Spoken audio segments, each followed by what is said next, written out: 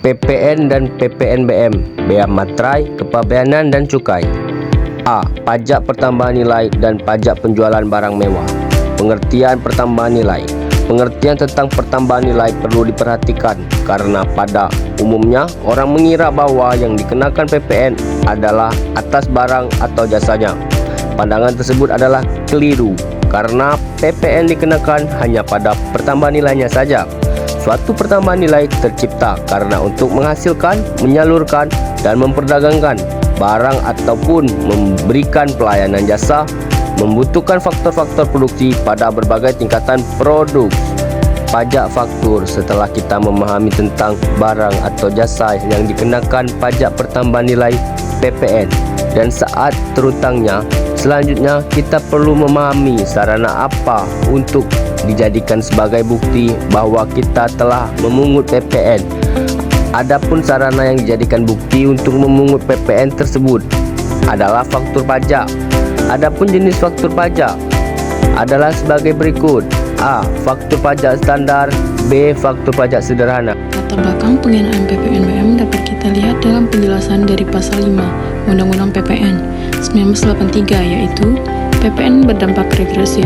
PPN merupakan pajak objektif namun memiliki dampak regresif dan ini dapat dilihat dari A. PPN tidak membedakan tingkat kemampuan konsumennya, di mana konsumennya yang memiliki kemampuan yang tinggi dengan kemampuan yang rendah disamakan perlakuannya.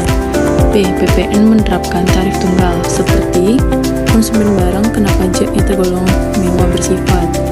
Produsen kecil dari tradisional menghadapi saingan berat dari komoditi impor dan tuntutan peningkatan penerimaan negara dari tahun ke tahun.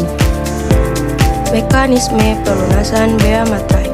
Mekanisme pelunasannya cukup sederhana. Adapun cara pelunasannya, pajak yang paling mudah adalah dengan pelunasan bea materai.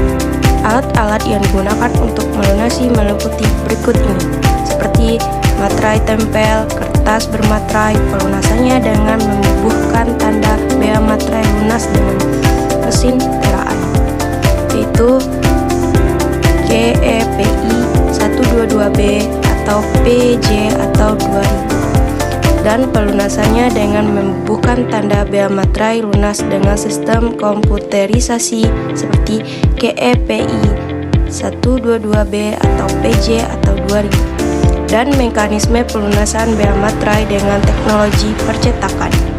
Tarif bea materai. 1. Sesuai dengan PP nomor 42 tahun 2000. 2. Tarif bea materai Rp6.000 untuk dokumen. 3. Untuk dokumen yang menyatakan nominal uang dengan batasan. 4. Cek dan bilet giro dikenakan bea materai dengan tarif sebesar Rp3.000 tanpa batas pengenaan besarnya harga nominal. 5. Ketentuan khusus dan saksi. 6. Ketentuan khusus.